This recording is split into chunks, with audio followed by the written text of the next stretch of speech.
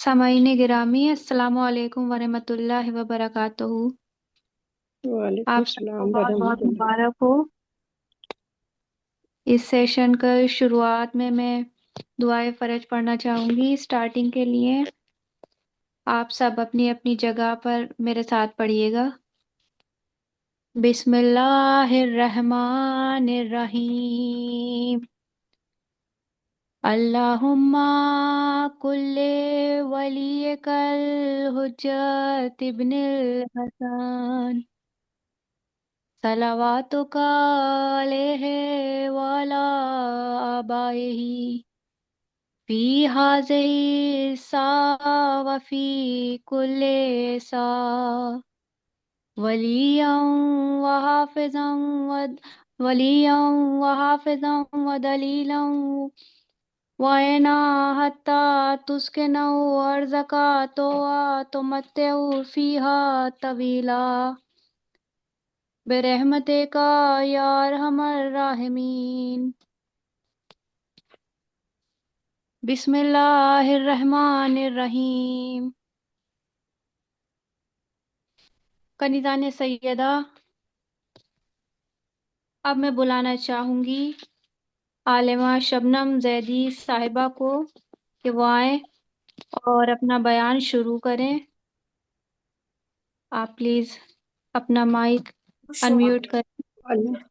अल्लाहुम्मा सल्ली अला मुहम्मद व आले मोहम्मद वज्जल फरजहum। अल्लाहुम्मा सल्ली अला मुहम्मद व आले मोहम्मद वज्जल फरजहum। अल्लाहुम्मा सल्ली अला मुहम्मद व आले मोहम्मद वज्जल फरजहum।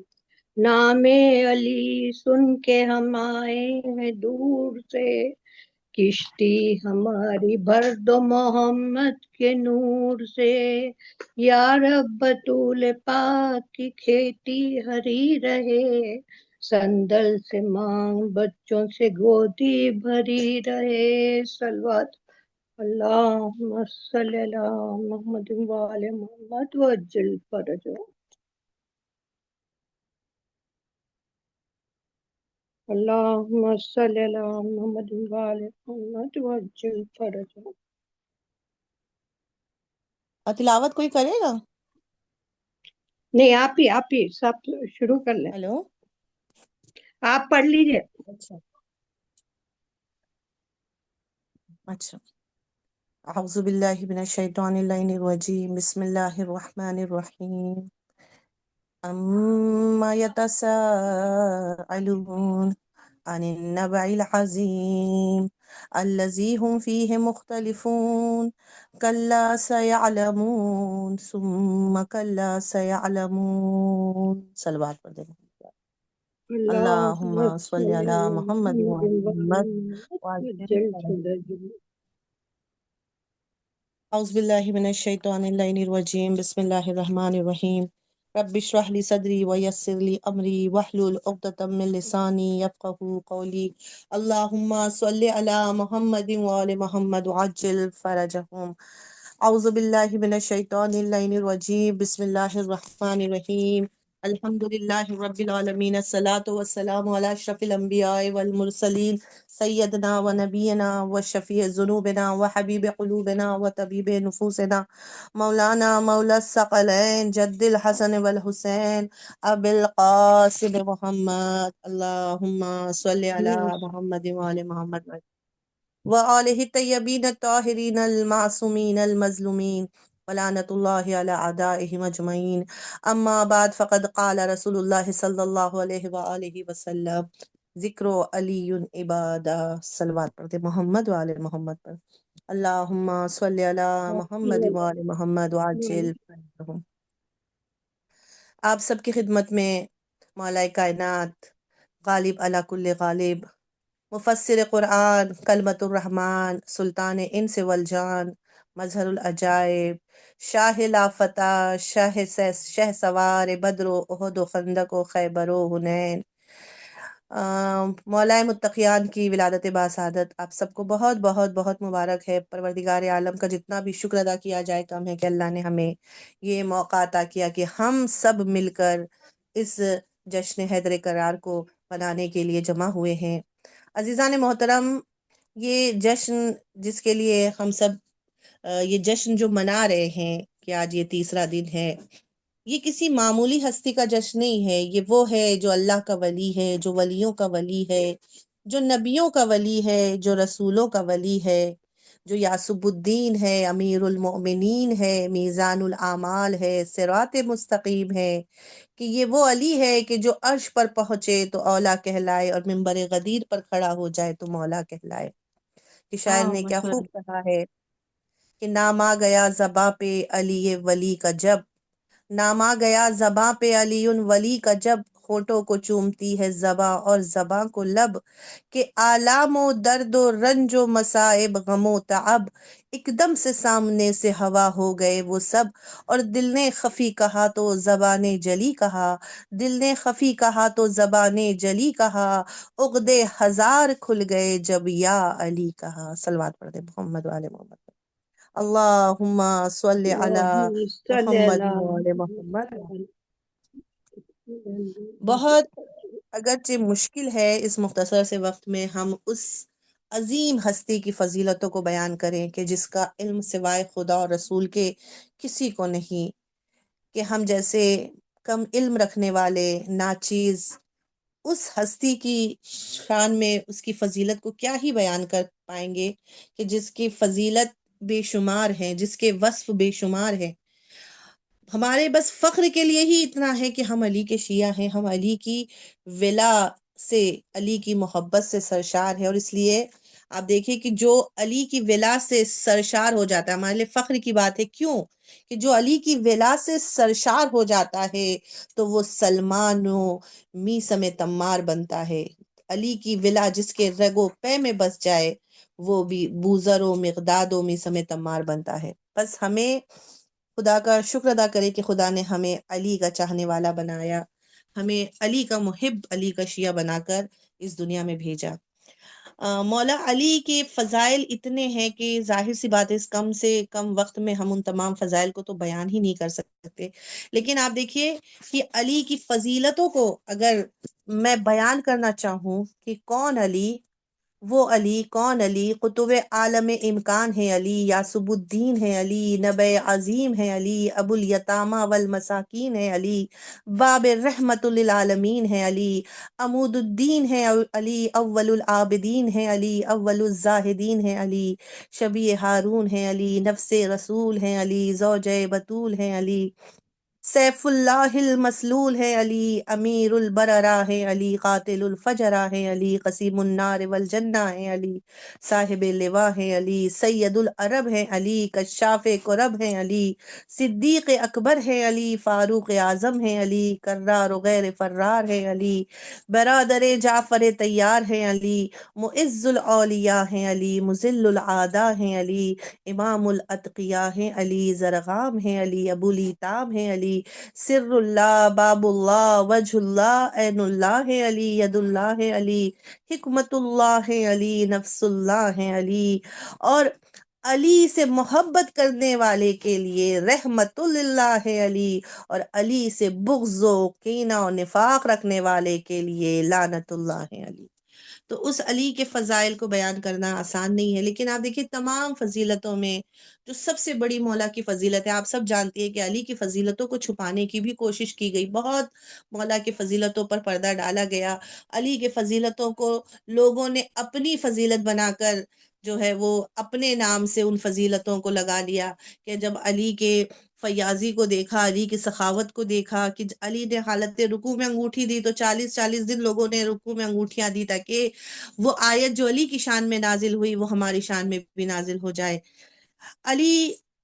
علی کے علم کو دیکھا تو خود کو بھی عالم کہنے لگے، علی کے صداقت کو دیکھا تو خود کو صدیق اکبر کہنے لگے، علی کو فاروق اعظم کہا جاتا ہے تو خود کو یہ لقب دے دیا، علی کی سخاوت کو دیکھا تو خود کو غنی کہنے لگے۔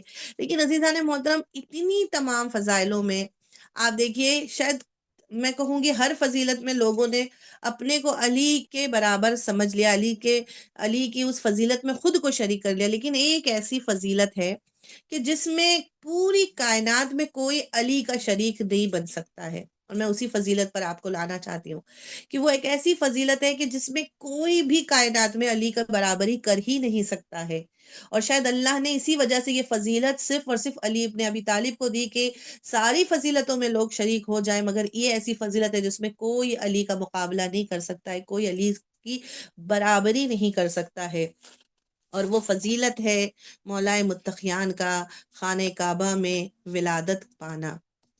کہ آپ دیکھیے کہ خدا نے یہ فضیلت صرف اور صرف علی کو بخشی ہے، نہ علی سے پہلے کوئی خانہ خدا میں پیدا ہوا تھا، نہ علی کے بعد کوئی خانہ خدا میں پیدا ہوا ہے، اور قیامت تک کوئی پیدا نہیں ہو سکتا ہے، کہ حتیٰ انبیاء اور اولیاء الہی کو بھی اللہ نے یہ فضیلت نہیں بخشی۔ انبیاء اور اولیاء الہی بھی اس فضیلت سے محروم ہو گئے، کہ جب جناب آپ سب جانتی ہیں کہ جناب عیسیٰ کی ولادت کی بات آئی تو جناب مریم جو خانہ خدا کے گھر میں خود عبادت گاہ میں بیٹھی تھی، خدا نے جناب مریم سے کہا کہ اس عبادت گاہ سے نکل جاؤ، کہ یہ عبادت گاہ ہے، زچہ خانہ نہیں ہے۔ لیکن جب علی کی ولادت کی بات آئی تو پروردگار نے علی کی ماں فاطمہ بنت اسد کو ان کے گھر سے نکال کر اپنے گھر مہمان بنا کر بلا لیا، کہ فراز دار سے میسم بیان دیتے ہیں، رہے گا ذکر علی ہم زبان دیتے ہیں، اور علی کی جائے ولادت کی بات جب آئی کہا خدا نے ہم اپنا مکان دیتے ہیں، کہ علی کی ولادت کے لیے اللہ نے اپنا گھر پیش کر دیا، فاطمہ بنت اسد کو اپنے گھر سے خانہ کعبہ کی طرف بلا لیا۔ اور آپ سب جانتی ہیں کہ 13 رجب کا وہ دن تھا کہ جب فاطمہ بنت اسد خانہ کعبہ کے اندر داخل ہوئیں، اور آپ سب پوری طرح تاریخ سے آپ آگاہ ہیں، آشنا ہے، کہ 13 رجب کی وہ تاریخ تھی جب فاطمہ بنت اسد خانہ کعبہ میں داخل ہوئی۔ اور دیکھیے خانہ کعبہ میں داخل ہونے کے لیے بھی اللہ نے کیا اہتمام کیا، کہ جب بھی کوئی کسی گھر میں داخل ہوتا ہے تو دروازے سے داخل ہوتا ہے، لیکن فاطمہ بنت اسد کو خدا نے دروازے سے اپنے گھر میں نہیں بلایا، اس لیے کہ خدا بھی جانتا تھا کہ اگر فاطمہ بنت اسد دروازے سے گھر میں داخل ہو گئی تو لوگ اس فضیلت کو بھی جو ہے وہ فضیلت شمار نہیں کریں گے، وہ کہیں گے فاطمہ بنت اسد نہیں داخل ہوتی تو اور کون ہوتا، کہ خانہ کعبہ کے تالے کی چابی ان کے شوہر کے پاس تھی، تو دروازہ کھول کے وہ اندر چلی گئی، یہ اتفاق تھا، وہاں ولادت ہو گئی۔ لیکن خدا نے اس فضیلت کو باقی رکھنے کے لیے قیامت تک اس فضیلت کو باقی رکھنے کے لیے خدا نے کیا اہتمام کیا،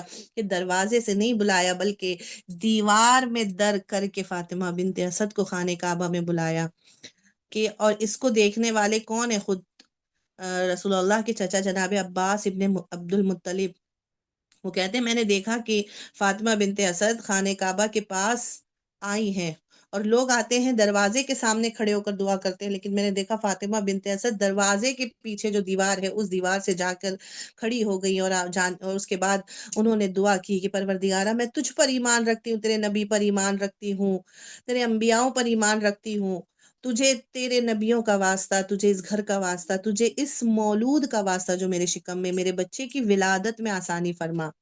اور وہ کہتے ہیں کہ جیسے یہ دعا کی اچانک دیوار کعبہ مسکرائی، دیوار میں شگاف ہوا، اور عباس ابن عبد المطلب کہتے ہیں کہ میں سمجھا کہ یہ دیوار گرنے والی ہے، میں دوڑا، مگر جب تک میں وہاں پہنچا میں نے دیکھا فاطمہ بنت اسد خانہ کعبہ میں داخل ہو گئی تھی اور دیوار پھر سے جڑ گئی، اور 3 دن تک فاطمہ بنت اسد خانہ کعبہ میں خدا کی مہمان تھی۔ عزیزان محترم، آپ دیکھیے آج 16 رجب ہے، آج ہی کی وہ تاریخ ہے کہ جب فاطمہ بنت اسد خانہ کعبہ سے باہر آئیں، یعنی آج کی تاریخ وہ دن ہے جب دنیا نے اپنے پہلے امام کو دنیا میں دیکھا، فاطمہ بنت اسد کی آغوش میں امامت کا نور جو ہے وہ لے کر جناب فاطمہ بنت اسد خانہ کعبہ سے باہر آئیں۔ 3 دن فاطمہ بنت اسد خانہ کعبہ میں تھی، خدا کی مہمان تھی۔ اب لوگوں نے بہت کوشش کی کہ تالے کو کھولا جائے، تالے کو کھولنے کی کوشش کی گئی، تالے کو توڑنے کی کوشش کی گئی، لیکن نہ تالا کھلا نہ تالا ٹوٹا۔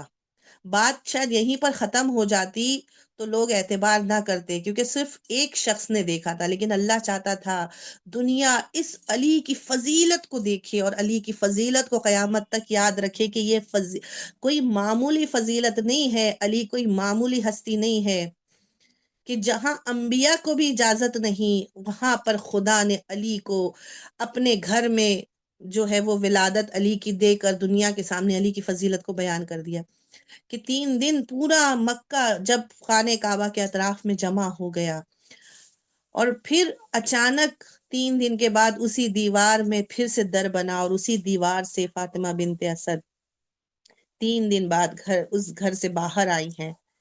سارا مکہ خانہ کعبہ کے پاس جمع ہے، اور دیوار جو ہے وہ پھر سے شق ہو گئی، اور اس میں سے فاطمہ بنت اسد ہاتھوں میں ایک چھوٹا سا بچہ لے کر خانہ کعبہ سے باہر آئی۔ اور یہ وہ آج ہی کا دن تھا جب فاطمہ بنت اسد خانہ کعبہ سے باہر آئی۔ رسول اللہ آگے بڑھے۔ جناب فاطمہ بنت اسد آپ سب جانتی ہیں کہ جناب فاطمہ بنت اسد نے ایک جملہ کہا یہ محمد 3 دن ہو گئے میرے بچے نے آنکھیں نہیں کھولی ہیں، 3 دن ہو گئے بچے نے دودھ کا ایک قطرہ اپنے منہ میں نہیں لیا ہے۔ بس رسول نے کہا چچی میری آغوش میں دیجئے۔ آج ہی کا وہ دن تھا جب علی آغوش رسالت میں آئے ہیں۔ جیسے ہی علی نے خوشبو رسالت کو محسوس کیا، فوراً علی نے آنکھیں کھول دی۔ رسول نے علی کو دیکھا، علی نے رسول کو دیکھا، رسالت نے امامت کو دیکھا، امامت نے رسالت کو دیکھا، اور پھر علی نے رسول نے علی کو سینے سے لگایا، اور صرف سینے سے نہیں لگایا بلکہ اپنا لعاب دہن چسایا۔ عزیزان محترم، میں کہوں گی دنیا کہتی ہے علی کی فضیلت ہی کیا ہے، علی کی اس سے بڑی فضیلت اور کیا ہو سکتی ہے کہ جو پیدا ہوا تو خانہ کعبہ میں پیدا ہوا، جس نے پہلی نگاہ دنیا میں جب ڈالی تو چہرے رسالت پر ڈالی، جس نے پہلی غذا جب منہ میں لی تو وہ لعاب دہن رسول پایا۔ تو میں کہوں گی اس علی کے بارے میں کہ جس نے بچپن میں پہلی نگاہ چہرے رسالت پر ڈالی تو علم رسالت کا سودا کر لیا، اور جوانی میں ایک نیند بستر رسالت پر سویا تو مرضی پروردگار کا سودا کر لیا۔ صلوات پڑھ دیں محمد والے اللہم صلی علی محمد اللہم وعلی صلی محمد۔ علی محمد وآل محمد وعجل فرجهم۔ اور آپ دیکھیے کہ اس لعاب دہن کا اثر یہ ہوا کہ علی آغوش رسالت میں آتے ہی علی نے کہا السلام علیک یا رسول اللہ، یعنی سب سے پہلے رسول رسالت کی گواہی دی، یعنی خدا کی وحدانیت کی گواہی دینے کے بعد سب سے پہلے رسول اللہ کی رسالت کی گواہی دی، اور اس کے بعد کہا یا رسول اللہ آپ حکم دے تو توریت سناؤں، زبور سناؤں، انجیل سناؤں، قرآن سناؤں، اور اس کے بعد پھر توریت سنائی، زبور سنائی، انجیل سنائی، اور پھر اس کے بعد قرآن سنایا۔ آپ سب جانتے ہیں کہ قرآن تو ابھی نازل بھی نہیں ہوئے، ابھی تو رسول مبعوث بے رسالت بھی نہیں ہوئے۔ 10 سال بعد رسول 40 سال کی عمر میں مبعوث بے رسالت ہوں گے، اور اس کے بعد پھر قرآن کے نزول کا سلسلہ شروع ہونا تھا۔ لیکن علی دنیا میں ابھی 10 سال پہلے جب آئے ہیں تو ابھی علی نے قرآن کی آیتوں کی تلاوت کر کے دنیا کو یہ بتلا دیا کہ یہ امام ہے، اور امام خدا کے ہاں سے علم لے کر آتا ہے۔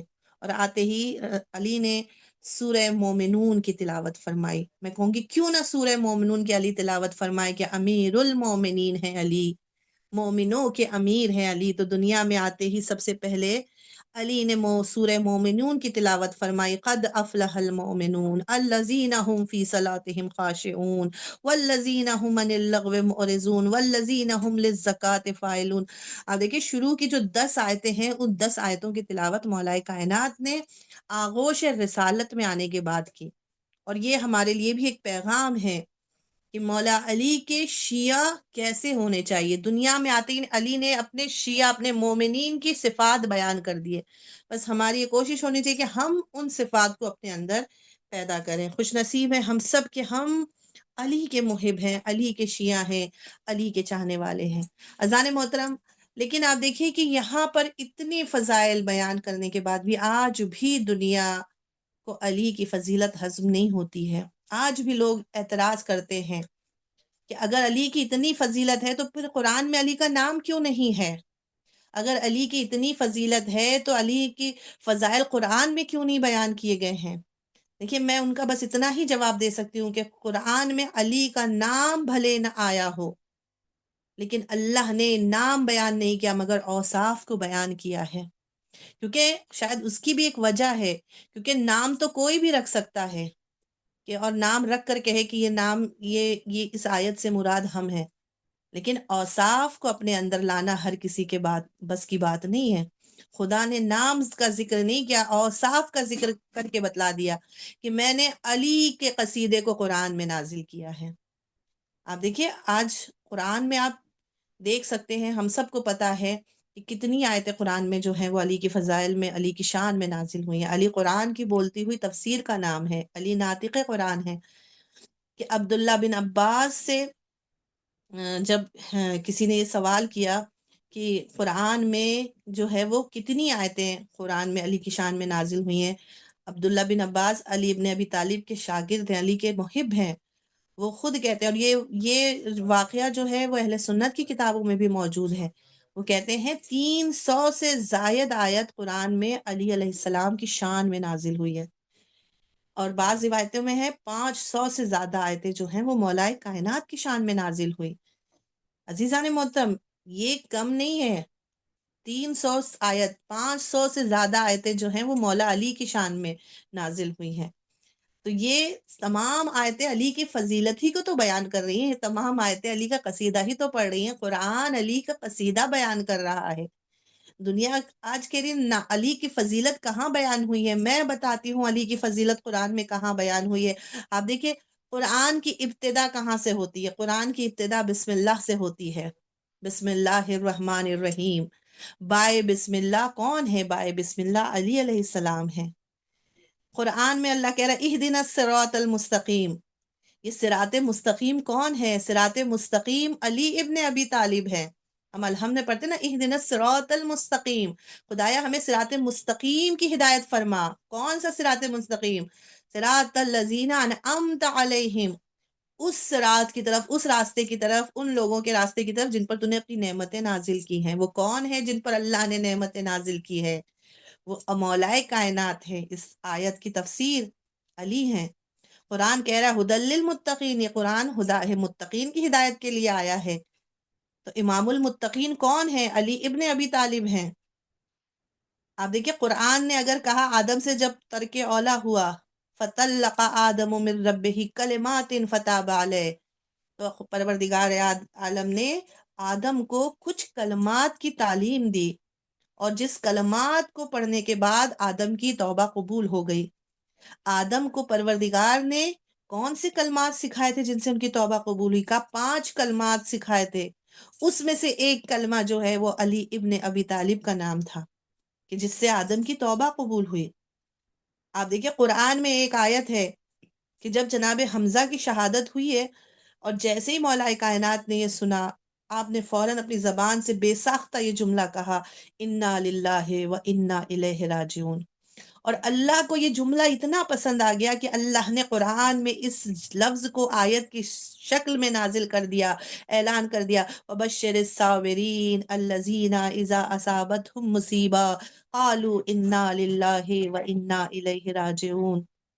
اے رسول بشارت دے دیجئے ان صبر کرنے والوں کو کہ جب ان پر مصیبت پڑتی ہے تو وہ اپنی زبان سے اس کلمے کو جاری کرتے ہیں انا للہ و انا الیہ راجعون۔ یہ آیت کس کی شان میں نازل ہوئی؟ یہ آیت مولائے کائنات کی شان میں نازل ہوئی ہے۔ علی نے حالت رکوع میں انگوٹھی زکوٰۃ دے دی، خدا نے فوراً سورہ مائدہ کی 55ویں آیت کو نازل کر دیا انما ولیکم اللہ ورسولہ والذین آمنوا الذین یقیمون الصلاۃ ویؤتون الزکاۃ وہم راکعون، کہ بے شک تمہارا ولی اللہ ہے، اس کے رسول ہیں، اور وہ ایمان صاحب ایمان، وہ جو نماز قائم کرتے ہیں، جو حالت رکوع میں زکوٰۃ دیتے ہیں۔ کس نے حالت رکوع میں زکوٰۃ دی ہے؟ مولائے کائنات کے سوا تاریخ میں کون ایسی ہستی ہے کہ جس نے زکوٰۃ دی ہو وہ بھی حالت رکوع میں دی ہے؟ وہ صرف اور صرف مولائے کائنات کی ذات ہے جس نے حالت رکوع میں زکوٰۃ دی تھی۔ اگرچہ جب یہ آیت نازل ہوئی علی کی شان میں تو بہت سے لوگوں نے، میں نے کہا نا، 40 دن تک روزانہ نماز کی حالت میں زکوٰۃ دیتے رہے تاکہ ایک آیت اپنی شان میں اتروا سکے، لیکن آیت نہیں آئی۔ کیوں؟ اس لیے کہ جنہوں نے انگوٹھیاں دی تھی 40 دن تک، وہ خلوص کے ساتھ انگوٹھی راہ خدا میں نہیں دی تھی، وہ تو آیت اتروانے کے لیے دی تھی۔ لیکن علی نے جب انگوٹھی حالت رکوع میں دی ہے، علی نے زکوٰۃ جب حالت رکوع میں دی ہے تو وہ آیت کے لیے نہیں دی تھی، وہ اللہ کی رضا کے لیے، اللہ کی خوشنودی کے لیے۔ تو جب اللہ کی خوشنودی کے لیے عمل کیا جاتا ہے تو اللہ شان میں آیتوں کو نازل کرتا ہے۔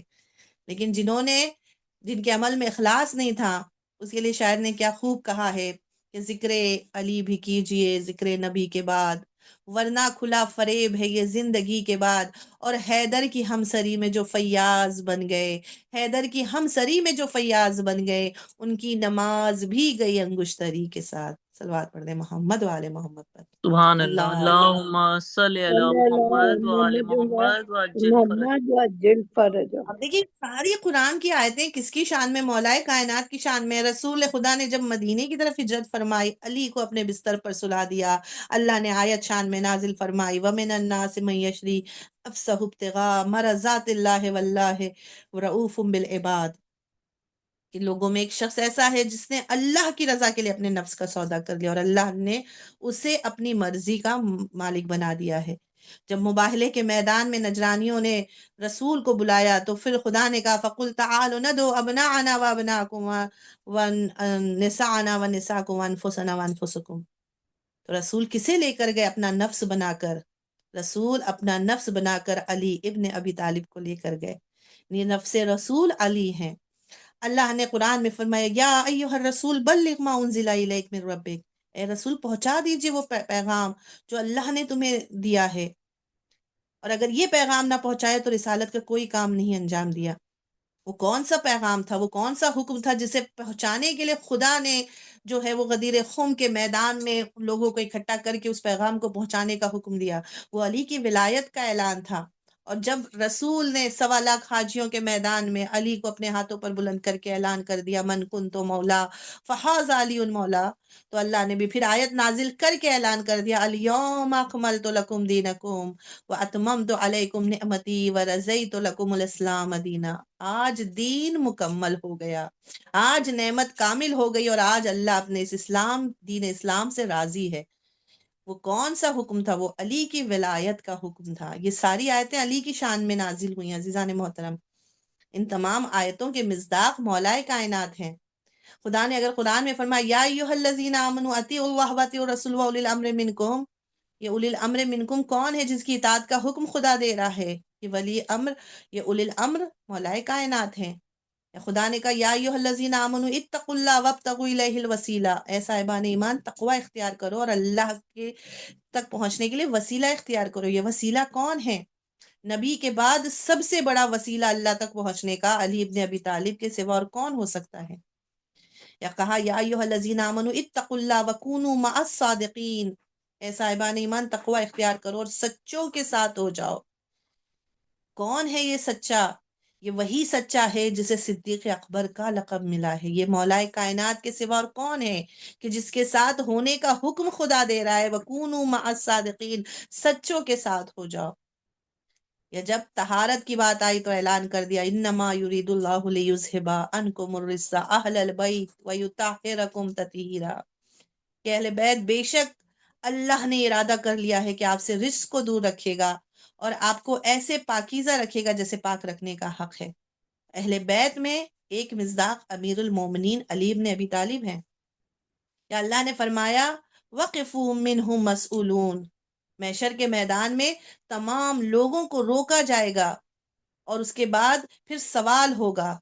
وہ کس چیز کا سوال ہوگا؟ وہ علی کی ولایت کا سوال ہوگا. یہ آیت بھی علی کی شان میں ہے.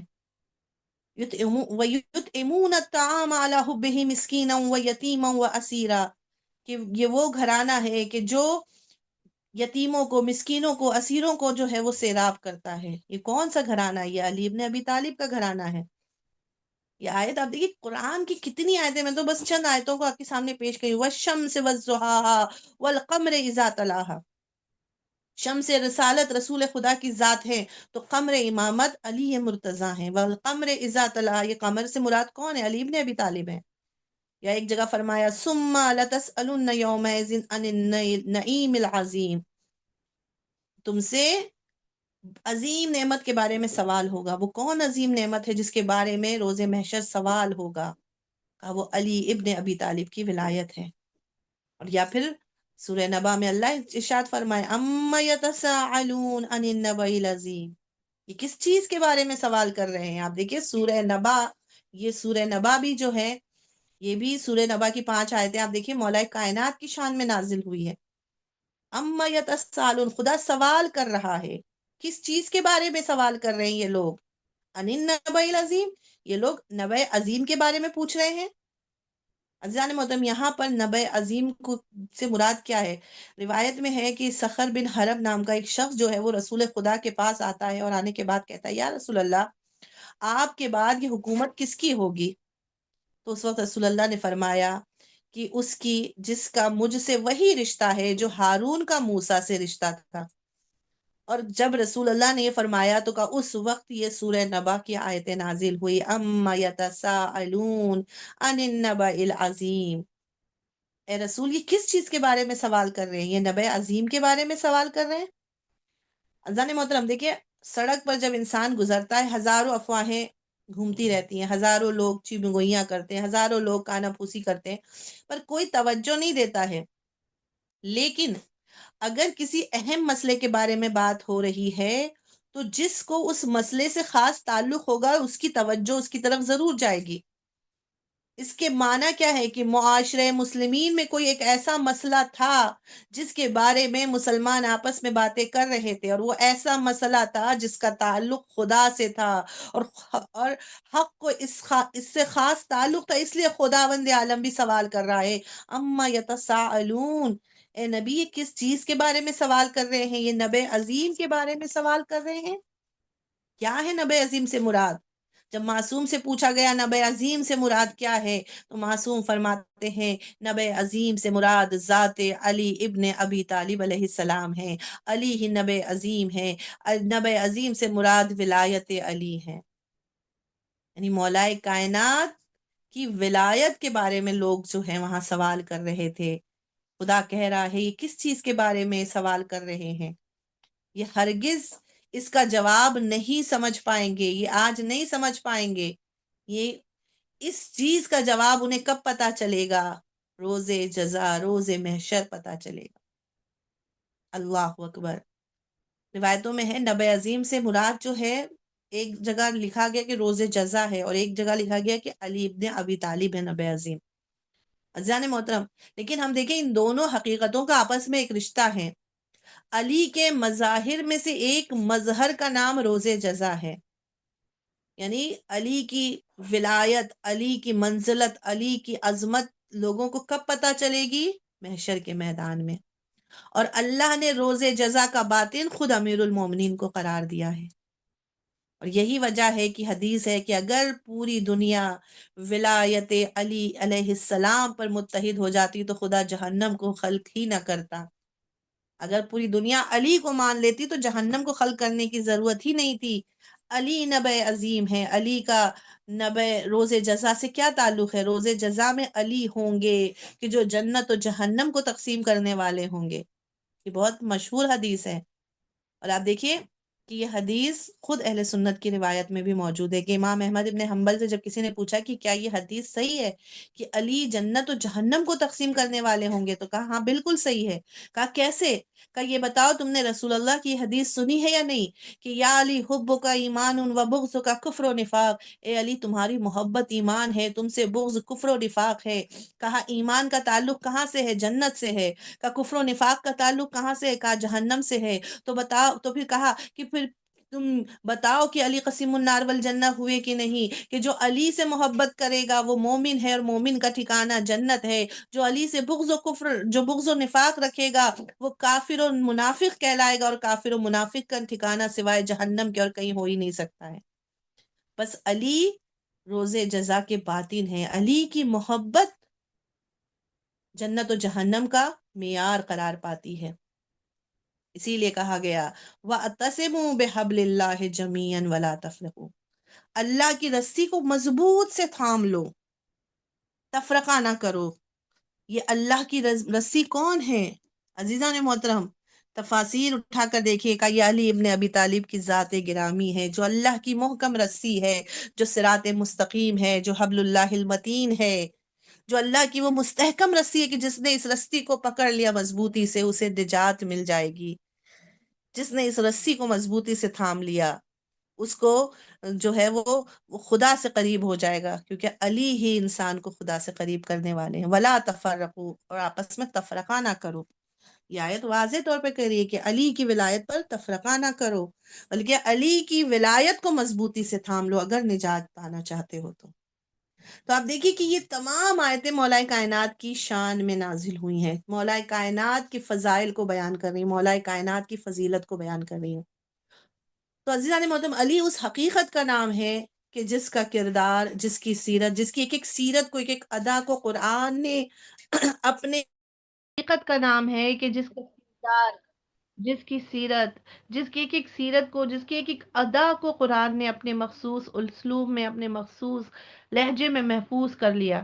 کہ آپ دیکھیے دنیا میں بڑے بڑے رزمیہ لکھے گئے ہیں۔ رزمیہ کہتے ہیں میدان جنگ کے واقعات کو شاعرانہ انداز میں بیان کرنا، اسے رزمیہ کہتے ہیں۔ جیسے میر انیس نے کربلا کے بڑے بڑے رزمیے لکھے ہیں، رزم نگاری جسے کہتے ہیں۔ تو بڑے بڑے شعراء نے بڑے بڑے رزمیے لکھے ہیں، جنگ کے میدان کے جو ہے واقعات کو لکھے ہیں۔ امیر المومنین علیہ السلام کی زندگی میں بھی آپ دیکھیے بہت سی جنگیں مولا کائنات نے لڑی ہیں، اور امیر المومنین کی ان جنگوں کو قرآن نے بھی جو ہے بڑے عجیب انداز سے بیان بھی کیا ہے کہ یہ شرف صرف اور صرف مولا کائنات کو ملا ہے کہ اللہ نے قرآن مجید میں بہت سی قسموں کو کھایا ہے۔ آپ سب جانتی ہیں کہ خدا نے کہیں سورج کی قسم کھائی ہے، تو کہیں چاند کی قسم کھائی ہے، کہیں ستاروں کی قسم کھائی ہے، کہیں دن کی قسم کھائی، کہیں رات کی قسم کھائی، کہیں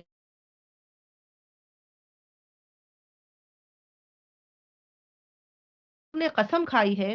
تو ظاہر سی بات ہے کہ وہ چیز قابل تعظیم ہے، وہ چیز قابل عظمت ہے، تبھی تو اللہ نے اس کی قسم کھائی۔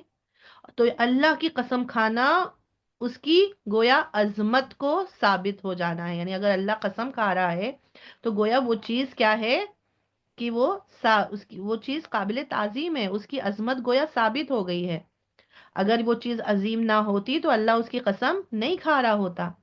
تو جب ہم قسموں کی فہرست کو دیکھتے ہیں کہ جہاں پر اللہ نے سورج کی قسم کھائی ہے، چاند کی قسم کھائی ہے، ستاروں کی قسم کھائی ہے، دن کی قسم، رات کی قسم، فجر کی قسم، زیتون کی قسم، وہیں پر اللہ جو ہے ایک ایسی چیز کی قسم کھا رہا ہے کہ جسے سن کر انسان حیرت زدہ ہوتا ہے کہ اللہ جو ہے وہ کون سی قسم کھا رہا ہے۔ کہ روایت کہتی ہے کہ مولائے متقیان جب جنگ کے میدان میں گئے ہیں، علی نے جب اپنے گھوڑے کو دوڑایا ہے، تو خدا نے اس گھوڑے کی ٹاپ سے جو چنگاری نکل رہی ہے، خدا اس کی قسم کھا رہا ہے۔ بسم اللہ الرحمن الرحیم، والعادیات ضبحا، فالموریات قدحا، فالمغیرات صبحا۔ آپ دیکھیے خدا قسم کھا رہا ہے، کس چیز کی قسم کھا رہا ہے؟ قسم ہے اس گھوڑے کی ٹاپوں کی قسم، ان ٹاپوں سے نکلنے والی چنگاریوں کی قسم۔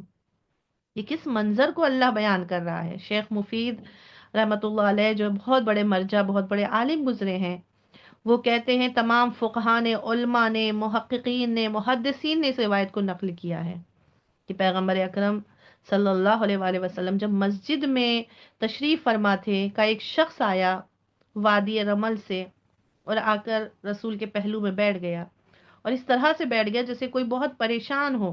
رسول نے پوچھا کیوں پریشان ہو؟ وہ کہتا ہے یا رسول اللہ میں وادی رمل سے آ رہا ہوں، اور جب میں وہاں پہنچا تو میں نے دیکھا کہ وہاں کے لوگ آپ کے خلاف سازشیں کر رہے ہیں۔ ان کا ارادہ ہے کہ راتوں رات مدینے پر حملہ کریں، مسلمانوں کو ختم کر دیں اور آپ پر حملہ کر کے آپ کو نقصان پہنچائیں۔ یا رسول اللہ وہ آپ کو نقصان پہنچانے کا ارادہ رکھتے ہیں، اس لیے وہ بہت پریشان تھا۔ رسول اللہ نے جو ہے وہ اس وقت مسجد نبوی میں جتنے بھی اصحاب بیٹھے ہوئے تھے پوچھا، ان سے خطاب کیا اور پوچھا کہ یہ بتاؤ کون ہے جو ان کا مقابلہ کرے گا؟ کہتے ہیں ایک صاحب کھڑے ہوئے، یا رسول اللہ آپ اجازت دے تو میں ان کا مقابلہ کرنے کے لیے جانا چاہتا ہوں۔ رسول نے علم اس شخص کے حوالے کیا، کچھ لوگوں کو ساتھ کیا، کہا جاؤ اور جا کر ان کو خاتمہ ان کا کر کے آؤ۔ وہ کہتے ہیں کہ جب وہ صاحب جب اس جگہ پہنچے وادی رمل میں اور ان لوگوں کے لشکر کو دیکھا تو ایک مرتبہ خوف سے بہت زیادہ جو ہے وہ خوف زدہ ہو گئے۔ ان لوگوں نے پوچھا کیا نام ہے؟ کہا میں فلاں ہوں۔ کہا واپس جاؤ۔ جب انہوں نے کہا واپس جاؤ تو یہ واپس بھی آ گئے۔ آنے کے بعد پھر رسول اللہ نے پھر سے سوال کیا صحابیوں سے کہ کون ہے کہ جو ان کو ختم کرنے کے لیے جانا چاہتا ہے؟ پھر ایک صاحب اٹھے، رسول اللہ نے انہیں بھی علم دیا، کچھ لوگوں کے ہمراہ انہیں بھیجا. کہتے ہیں وہ بھی وہاں پر جب پہنچے اور وہاں پر لشکر کو دیکھا کہ اتنی بڑی تعداد میں وہ لشکر لے کے تھے کہ ان کی بھی سٹی پٹی غائب ہو گئی. اور اس کے بعد ان لوگوں نے پوچھا تم کون ہو؟ کہا میں فلاں ہوں. کہا اچھا تم واپس جاؤ، ہم تم سے نہیں لڑنا چاہتے ہیں. کہتے ہیں یہ بھی واپس اس علم کو لے کر لوگوں کے ساتھ واپس آ گئے. اب جب پیغمبر نے دیکھا کہ واپس آ گئے ہیں تو پھر پیغمبر نے فرمایا کل میں یہ علم اس کو دوں گا کہ جو اللہ اور رسول سے محبت کرتا ہے، اللہ اور رسول جس سے محبت کرتے ہیں، اور وہ ہرگز میدان سے منہ موڑ کر نہیں آنے والا ہے. اور پھر پیغمبر نے فرمایا آئینہ آئینہ علی ابن ابی طالب، کہاں ہے میرا بھائی علی ابن ابی طالب؟ بس جیسے ہی رسول اللہ نے فرمایا علی ابن ابی طالب کھڑے ہوتے ہیں، انازا یا رسول اللہ، یا رسول اللہ میں آپ کی خدمت کے لیے حاضر ہوں. علی کو علم دیا، کہا علی جاؤ جا کر ان سے مقابلہ کرو اور اس وقت تک واپس نہ پلٹنا جب تک فتح حاصل نہ کر لو. اور پھر بہت مختصر کر کے کہ مولا کائنات چلے ہیں، رات میں ہی مولا کائنات چلے ہیں اور صبح کے وقت کہتے ہیں کہ امام جو ہیں وہاں پر پہنچ گئے. اور امام نے بس اپنی نماز صبح کو بہت مختصر انداز میں سورہ الحمد اور قل اللہ کے ساتھ بس پڑھا بنا کسی تعقیب کے، اور پھر صبح کے وقت ہی دشمنوں کے قلب میں پہنچ کر ان پر حملہ کر دیا. ان لوگوں نے پوچھا تم کون ہو؟ کہا میں اللہ کے رسول کا رسول ہوں، میں اللہ کے رسول کا بھیجا ہوا ہوں. کہا واپس چلے جاؤ. کہا میں وہ نہیں ہوں جو واپس جانے کے لیے آیا ہوں. کہا تم کون ہو؟ کہا میں علی ابن ابی طالب ہوں. اور پھر اس کے بعد علی نے ان پر حملہ کیا، اور ایسا حملہ کیا کہ ان سب کو تہہ تیغ کر دیا. اور ادھر پھر جب فتح کا جو ہے وہ پرچم لے کر علی میدان سے مدینے کی طرف چلے ہیں، رسول اللہ سو رہے تھے. ایک مرتبہ رسول اللہ کھڑے ہو گئے، تمام اصحاب کو بلایا، دو صفوں کو لگا دیا، کہا کہ علی آ رہے، علی کا استقبال کرنے کے لیے کھڑے ہو جاؤ. اور اس کے بعد جب مولا کائنات آئے ہیں تو علی کا استقبال کرنے کے لیے رسول اللہ آگے بڑھے. اور اس کے بعد اس وقت یہ جبرائیل آیت لے کر سورہ لے کر نازل ہوئے، والعادیات ضبحا فالموریات قدحا فالمغیرات صبحا فأثرن به نقعا فوسطن به جمعا. قسم ہے اس فراٹے بھرتے ہوئے تیز رفتار گھوڑوں کی، قسم ہے ان ٹاپوں سے نکلتے ہوئے چنگاریوں کی قسم، فالمغیرات صبحن، قسم ہے اس کی جو صبح کے وقت اچانک حملہ کرتے ہیں. یہ کوئی عام گھوڑا نہیں ہے، یہ وہ گھوڑے ہیں جو راہ خدا میں دوڑتے ہیں، یہ وہ سواریاں ہیں کہ جو حق کے لیے جان دینے والی ہیں، یہ وہ سم ہے جن کی ٹاپوں سے باطل لرزتا ہے. خدا قسم کھا رہا ہے ان گھوڑوں کی جو دوڑتے ہیں، یہ علی کے گھوڑے ہیں جو دشمنوں کی آنکھوں کی نیندیں حرام کر دیتے ہیں. فالموریات قدحا قدحا، جو سموں سے چنگاریاں نکالتے ہیں، یہ وہ قدم ہے جن سے شرک کے قلعے جل اٹھتے ہیں. فالمغیرات صبحا، جو صبح کے وقت اچانک حملہ کرتے ہیں. فاثرن به نقعا، اور یہ گرد و غبار اڑا دیتے ہیں اور باطل کے غرور کو مٹی میں ملا دیتے ہیں. فوسطن به جمع، اور دشمن کے بیچ جا گھستے ہیں. یہ علی ہیں جو تنہا ہو کر بھی پورا لشکر ہے، اور جنہوں نے تنہا ہو کر پورے لشکر پر حملہ کیا. اور اس کے بعد پھر اچانک قرآن کا رخ بدلتا ہے، ان الانسان لربہ لکنود، بے شک انسان اپنے رب کا بڑا ناشکرا ہے. اب یہاں پر خدا کہہ رہا ہے کہ انسان بڑا ناشکرا ہے. کیوں ناشکرا ہے عزیزان محترم؟ یہ ہمارے لیے غور و فکر کا مقام، یہ تمام مسلمانوں کے لیے غور و فکر کا مقام ہے، کیونکہ اللہ کہہ رہا ہے کہ انسان بڑا ناشکرا ہے، کنود ہے. کنود یعنی ناشکرا ہے. کیوں ناشکرا ہے؟ کہ علی جیسا مجاہد، علی جیسی قربانی دینے والا، علی جیسا اطاعت کرنے والا رہبر ان کے درمیان ہو کر بھی یہ انسان ناشکری کرتا ہے. سورہ عادیات ہمیں یہ پیغام دے رہی ہے کہ جو علی میدان میں سب سے آگے، جو علی خطرے میں سب سے آگے، جو علی قربانی میں سب سے آگے، لیکن جب خلافت کا وقت آیا، جب حق کی خلافت کی بات آئی، وہی امت کنود بن گئی، وہی امت بھول گئی کہ جن گھوڑوں کی قسم اللہ نے کھائی ان پر سوار کون تھا، جن گھوڑوں کے ٹاپوں سے نکلنے والی چنگاری کی قسم خدا کھا رہا ہے، اس کا سوار کون تھا. بس یہ سورہ عادیات آپ دیکھیں صرف جنگ کا نقشہ نہیں بتا رہا، یہ علی کی ولایت کا اعلان ہے. یہ سورہ پوری امت مسلمہ کے لیے ہے. یہ علی کی ولایت کا اعلان کر رہی ہے اور امت مسلمہ سے سوال کر رہی ہے اما یتساءلون، تم کس چیز کے بارے میں سوال کر رہے ہو؟ عن النبأ العظیم، تم نبأ عظیم کے بارے میں پوچھ رہے ہو. وہ نبأ عظیم کون ہے؟ وہ علی ابن ابی طالب ہیں. وہ علی جو جان دے سکتے ہیں اسلام کے لیے. کیا تم اس علی کو مان نہیں سکتے کہ کوئی معمولی انسانی جس کے گھوڑوں کی ٹاپوں کی خدا قسم کھا رہا ہے، اس کا مطلب کہ وہ کوئی معمولی ہستی نہیں ہے، وہ نبأ عظیم ہے. بس عزیزان محترم، اللہ کا شکر ادا کرتے ہیں کہ اللہ نے ہمیں علی کا چاہنے والا، علی کا محب بنا کر اس دنیا میں بھیجا، ہمیں علی کی معرفت عطا کی ہے. اور ہم خدا سے یہی دعا کریں گے پروردگارا ہمیں اور زیادہ اپنے مولا کی معرفت عطا فرما، تاکہ ہم ہر قدم پر علی کے واقعی سچے شیعہ قرار پائیں. ہمیں علی کا واقعی الہی محب، آمین. واقعی شیعہ بننے کی ہمیں توفیق عطا فرما. ہمیں اہل قنوت میں الہی قرار آمین. نہ دے، ہمیں شاکرین ولایت میں شمار فرما. ہمیں علی کی ولایت کے کو، علی کی ولایت کا اظہار، علی کی ولایت کو ماننے والوں میں شمار فرما. پروردگارا تجھے واسطہ ہے محمد و آل محمد کا، اے میرے معبود یہ ماہ رجب کا مہینہ، یہ مولا علی کا مہینہ ہے، تیری عبادتوں کا مہینہ ہے، یہ استغفار کا مہینہ ہے. ہمیں مولا علی کے صدقے میں، اس دن کے صدقے میں کہ جب علی اس دنیا میں خانہ کعبہ سے باہر آئے ہیں، پروردگار اس عظیم دن کا تجھے واسطہ ہے میرے معبود.